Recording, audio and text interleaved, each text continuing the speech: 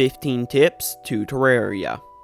These tips will range from some basic quality of life changes to some massive advantages that let you shred every boss in the game, so be sure to stick around until the last tip, which can change your entire playthrough. Number 1. I'll start out with a tip that can save you plenty of time, and here's the scenario.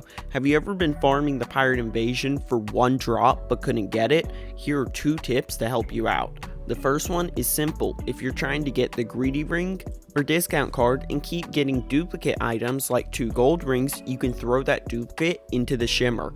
If you shimmer the gold ring, it turns into a lucky coin, then a discount card, and the discount card back into a gold ring. This lets you get any of these 3 items from one if you don't want that one, and makes getting the greedy ring a piece of cake. 2. The next method to get any of these 4 items for the pirate invasion easily takes a bit more time than the last one, but it's worth it. You will have to make a new world though, so you want to grab some items from your main world before you do this. Grab some materials to make an NPC house, grab a bed, a guide voodoo doll, and a pirate map. Now you want to make a new world and fill the seed slot with Celebration MK10 exactly. I'll put it on screen and in the description if you want to copy and paste it. You'll notice you spawn by the ocean and the sand is blue, and a few other pretty major differences in the world.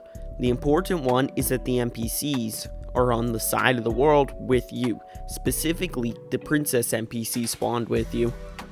I would recommend giving at least the princess a house that's safe, or just putting them in a box so they don't die. Now head to the underworld and kill Wall of Flesh to get into hard mode. Now you want to start a pirate invasion and defeat it. It doesn't matter what drops you get. Now talk to your princess NPC, and depending on the current moon phase, they will sell either the pirate staff, lucky ring, discount card, or coin gun.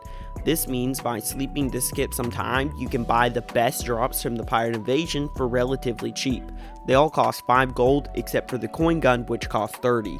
This is pretty easy compared to farming the invasion for hours to get the rare drops, or you can just farm the pirates on this world while you wait for the moon cycle to go to the one that you want. Number 3. Staying on the princess NPC, you can also buy a slime staff, sandstorm in a bottle, terragrim, and the best are heart lanterns on the Celebration MK10 seed from the princess. You might think that the heart lanterns that they sell are too expensive and overpriced, but you can shimmer them for life crystals, so that lets you buy infinite life crystals. This means if you start a new world and want a head start on some gear, you can save up some gold, make a new world with the Celebration MK10 seed, buy the items you want, then even delete the new world if you don't want it, and then you can keep the items and have a pretty good head start on your new world. Number 4. Now for a segment on the traveling merchant with a few tips all in one, since he's got a ton of unique facts and I found a couple tips for him. The traveling merchant actually has 6 different rarities for the items he sells: common, uncommon, rare, very rare, extremely rare, and extraordinarily rare. The items on these lists are pretty interesting. Like the extremely rare group has some items like the Gatling Gator and Sergeant United Shield, which are great. Then it also has the black counterweight, which is super common from the skeleton merchant, which I'll talk about later in the video. Some pretty useless items under the extremely rare category are the arcane rune wall and kimono vanity piece, which neither of them serve any purpose other than vanity. The rarest item and the only item in the extraordinarily rare section is the angel halo for 40 gold, which is also a vanity hat. The most expensive item is the companion cube, which can be bought for 5 platinum. Here's some strategies on farming him. Every day, the traveling merchant has around a 22% chance to spawn. He has a tiny chance to spawn every tick, and he can spawn anywhere from 4:30 AM to noon, meaning he can only spawn during the morning. The best way to farm the traveling merchant for a specific item is to kill them if they don't have the item you want before noon, so after they spawn you want to kill them, otherwise it won't have a chance of spawning the next day. The best items from the traveling merchant are Sergeant United Shield, the Gatling Gator, Pulse Bow, Gray or Orange Zabinator, and the Code 1 or Code 2, so if you can afford it and see one of these, I would highly recommend buying it. If you see Dynasty Wood and need wood, it's very cheap and can be a good buy as well. Number 5. If you're waiting for the traveling merchant to arrive and it's taking a while, the best method to speed this up is using a bed. Beds are crafted from pretty much any wood and 5 silk, and they're one of the best items in the game. They're super cheap since silk can be crafted from cobwebs at a loom, which is crafted at a sawmill, which is crafted at a workbench. I'll put the crafting tree on screen.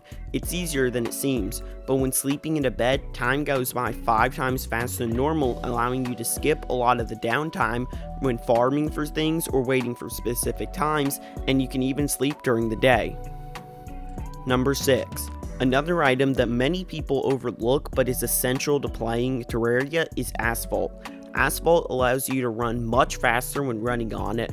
Without any buffs or accessories, the default running speed is 15 miles per hour. But if you're running on Asphalt, you run at 53 miles per hour, a massive difference. It's also super easy and super cheap to craft. All you need is a Blend-O-Matic, which can be bought from the Steampunker, and you can craft 1 asphalt from 2 stone and 1 gel, which is super cheap since stone is everywhere and gel can be farmed from king or queen slime. I line most of my worlds in asphalt on the surface, and I always add it to my arenas for boss fights and just to be able to move faster. You can even build a sky bridge with it and go super fast. 7. Some more overlooked items that are great for arenas are banners. Yes, banners, those things you get when you kill a ton of enemies. When you place them down, you get buffs against the enemy that the banner was dropped from. You deal 50% more damage to that enemy and take 25% less damage from it, which is a massive difference when farming. These are great for arenas, mob farms, or wherever you encounter a lot of a specific type of enemy. The best part is that you don't even need to do anything after you place them down since it's a passive buff. 8. Another passive buff that can be obtained easily is the Torch God's Favor. This sounds like something from a mod, but it's actually in vanilla Terraria. If you place down around 100 torches in a small area, you'll have an event spawn called the Torch God. The torches will shoot at you one by one and then stop emitting light. Your goal is to not die while the torches go out, and once they're all done shooting, you'll get the Torch God's Favor item, and when you use it, you'll now have a permanent buff. Now, whenever you place down a torch in a biome other than the forest biome, that torch will automatically turn into that biome's torch. So, if you're in the jungle biome, that torch you place down will turn into a jungle torch. And if you're near a biome torch in the correct biome, you gain luck. So this is a passive buff to gain luck wherever you are. Number 9. Another item that's often overlooked that you should use is the Extractinator. The Extractinator can be found in chests and crates all over the world. The main use of the normal one is just to put silt, slush, and desert fossils into it for loot. You can easily collect tons of silt, slush, and desert fossils when mining, and when you put them in the Extractinator, you'll get ores, gold, and even more rare loot out of it. This gets upgraded after mech since you can upgrade your Extractinator into a Chlorophyte Extractinator, which gives you hard mode ores and even more gold. You can also convert some ores at a Chlorophyte Extractinator, like turning Cryptane into Demonite. 10.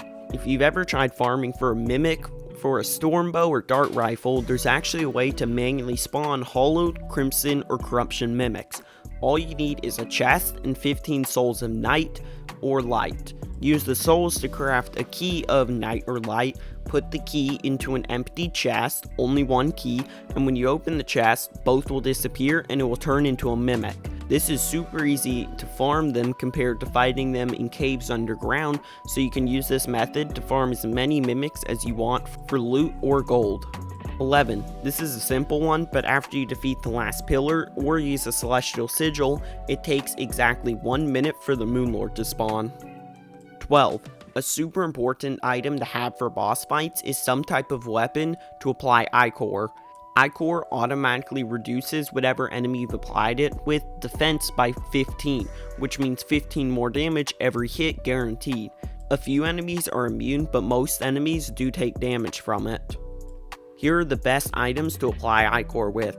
First, the Golden Shower. This shoots out a few streams of Ichor that inflict enemies with Ichor. This isn't the worst Ichor weapon since it has some range, but it isn't the best either. The next one is the best for pretty much every class. I use this strategy since it's the easiest. All you need to do is carry a bow, gun, or dart rifle on your hotbar and carry Ichor bullets, darts, or arrows and switch that weapon to tag the enemy. So while you're fighting a boss, just switch from your main weapon to one of those other range weapons to apply the boss with Ichor, and then you can switch back to do even more damage. My favorite weapons to use for this strategy are the Mega Shark, Daedalus Stormbolt, and Dart Gun. The third strategy is to just use a flask of Ichor. This only works with melee class, but it's simple to craft since all you need is a water bottle and 2 Ichor at an imbuing station, which can be bought from the Witch Doctor, and the flask lasts 20 minutes. This makes your melee weapons inflict enemies with Ichor, and this is the best if you're playing melee class. 13. One of the NPCs in the game that people often overlook or never even find is the Skeleton Merchant. The Skeleton Merchant sells a plethora of items depending on the moon phase, and some of these items are overpowered. First, he sells counterweights for 5 gold each, which is a great deal to make the yo-yo bag, and they're much more common than the ones the Traveling Merchant sells. He also sells the Magic Lantern at night during a full moon for only 10 gold. The Magic Lantern is very similar to Splunker Potions. It has less range but gives light and shows ores nearby to the player, making it great, and unlike Splunker Potions, it lasts forever. This is an absolute steal for only 10 gold.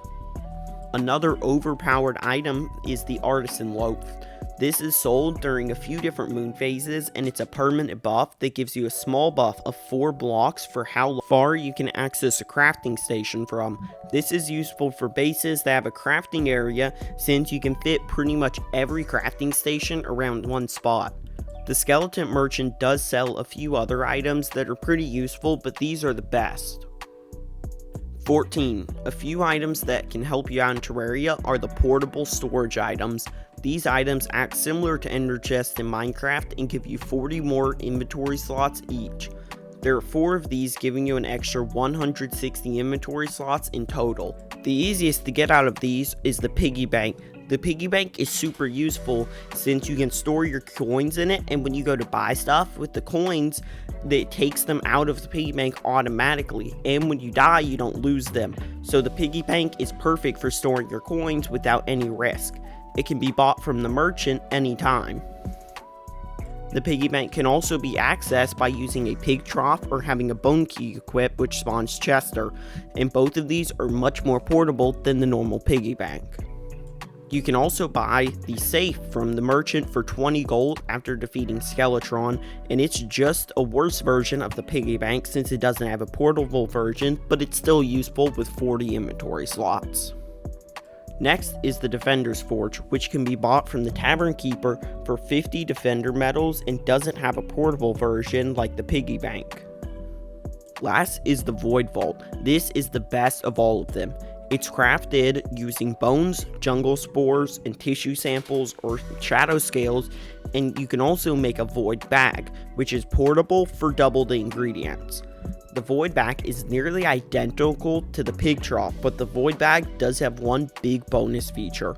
You can right click to either open or close the portal bag, which is different from just placing it, since if it's open, if your inventory is full and you pick up an item, the item will automatically go into the void bag.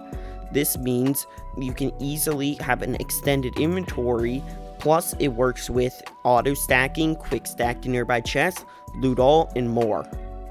It can also carry coins the same as the piggy bank, making this one of the most underrated items in the game. Now for the final tip, number 15, which is the most powerful one on the list. I found this one while researching for the video, and it's borderline cheating, but can make an entire run super easy.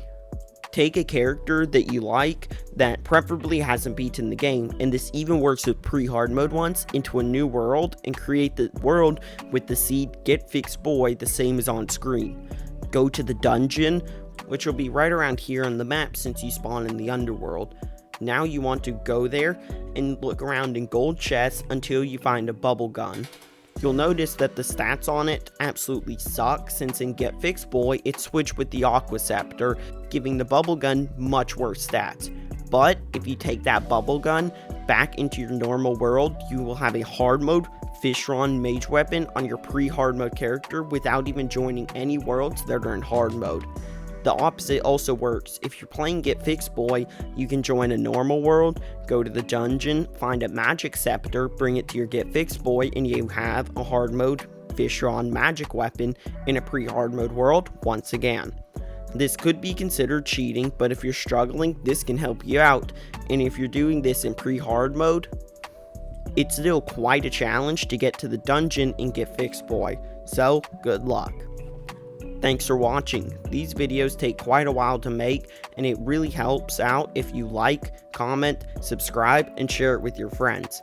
If you want some more videos to learn about Terraria, the link on the bottom right are beginner tips. The bottom left are 2 truths and a lie videos.